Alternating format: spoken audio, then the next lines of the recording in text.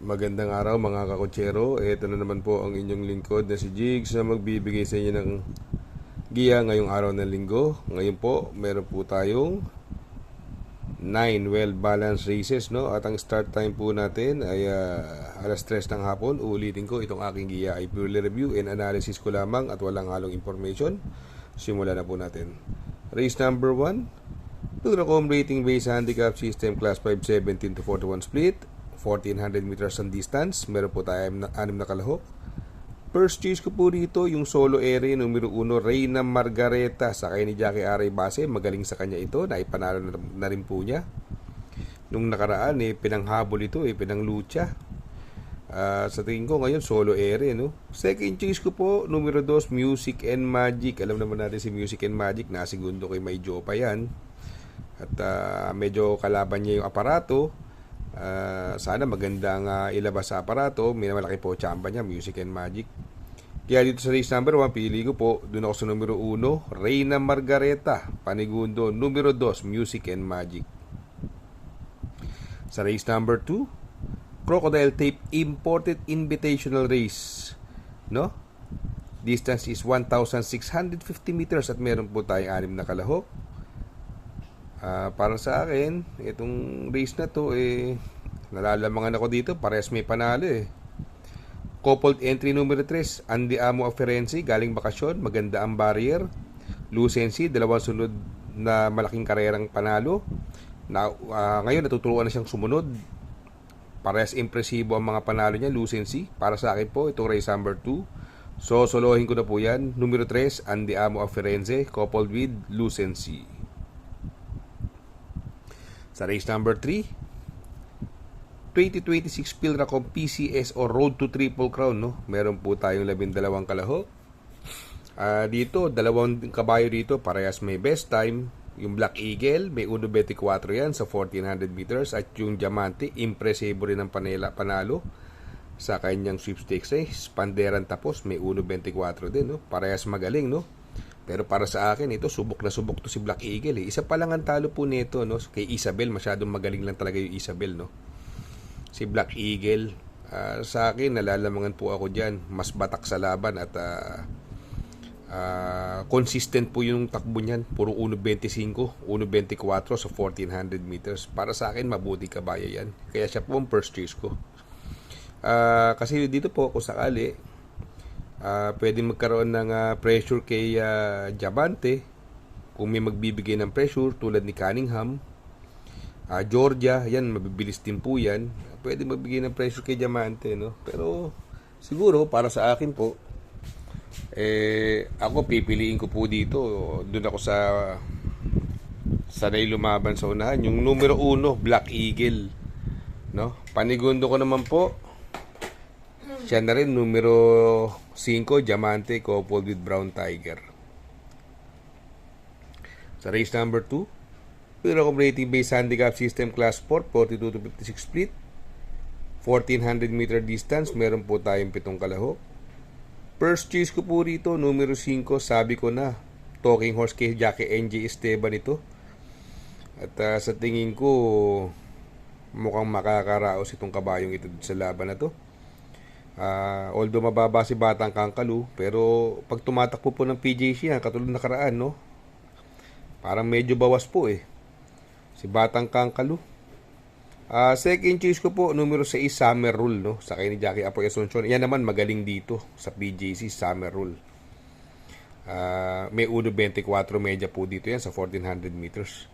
Kaya dito sa race number 4, pili ko po, doon ako sa numero 5, sabi ko na, Panigundo, numero 6, Summer Rule.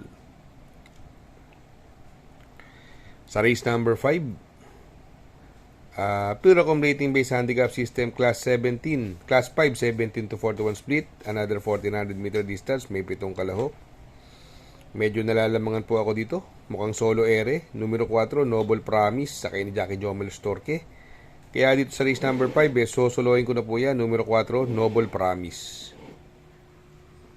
Sa race number 6, Pilracom Rating Based Handicap System Class 4, 42 to 56 split, another 1400 meters, meron po tayo 8 kalahok.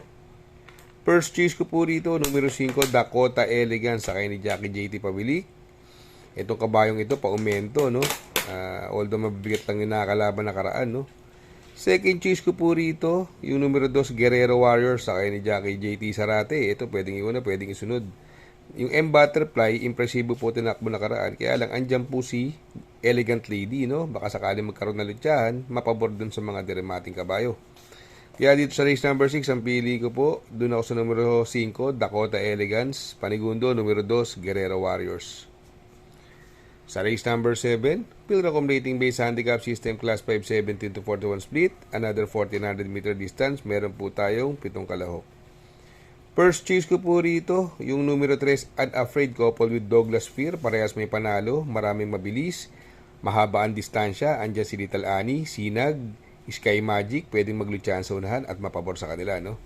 Second choice ko po, numero 6, G's Favorite, no? Sa akin ni Jackie J.L. Lazaro, no? Sa tingin ko, maganda numero ngayon, nasa labas, maganda iaalis, no? Kaya dito sa race number 7, ang pili ko po, doon ako sa numero 3, Unafraid, coupled with Douglas Fear. Panigundo ko naman po, numero 6, G's Favorite. Sa race number 8, sa penultimate race, Pilracom Rating Based Handicap System Class 5 17 to 41 split, another 1400 meter distance, meron po tayo 6 na kalahok. First choice ko po rito, numero 6, Attorney Winona, sakay ni Jackie MVP Lapil. Sa tingin ko, siya magdadal ng unahan, no? Although mabilis din si Marvin Sprite, pero mas mabilis itong si Attorney Winona. Sa tingin ko, mukhang nakakalamang po ito at buwaba ng laban, no? Makatunog lang kayo sa mga koreksyon, tingin ko lamang po yan, no? Second choice ko na rin po dito, no? Kung sakaling humabol si Marvin Sprite, yung numero 2, si Antonio de la Mugis, no? Sakay ni Amon Raquel, no? Nung huling manalo yan, banderan tapos dramating kabayo po yan. Kaya dito sa race number 8, ang pili ko po, doon ako sa numero 6, Attorney Winona. Panigundo ko naman po, numero 2, Antonio de la Mugis. Sa race number 9, sa last and final race, 3-year-old rating based handicap system class for 42 to 56, no? Distance is another 1400 meters, meron po tayo 8 kalahok. First choice ko po rito, numero 6, Balisong coupled with Solid, no? Ito, parehas may panalo, parehas magaling na kabayo. Last run ni Balisong, impresibo, banderan tapos, no? Second choice ko naman po dito, yung numero 5, si Leduc Angel, sa kay ni JD Pabilik, nanalong dihado nakaraan niya, malalakas ang tinalo sa kanyang maiden race, no? Kaya dito sa race number 9, pili ko po, doon ako sa numero 6, Balisong coupled with Solid. Panigundo, numero 5, Leduc Angels. Mega shoutout, no? Mega shoutout po sa ATR Carrerista, no? From Sir Franz Sayer, no? Mega shoutout po. Shoutout nga pala kay Sir Pax ng Barkadahan OTV. Located po siya sa 1139 New Antipolo Street, Corner Vargas. Malapit lang po sa Abad Santos, yung bagong ginawang tulay. Very convenient and attentive po ang mga tao. Pwede po kayong mag-EB at party while betting on racing. Good luck mga kakutsero. Sana po matapat ang ating giya at yung mga nakasunod. Sana po ay magsitama po kayo.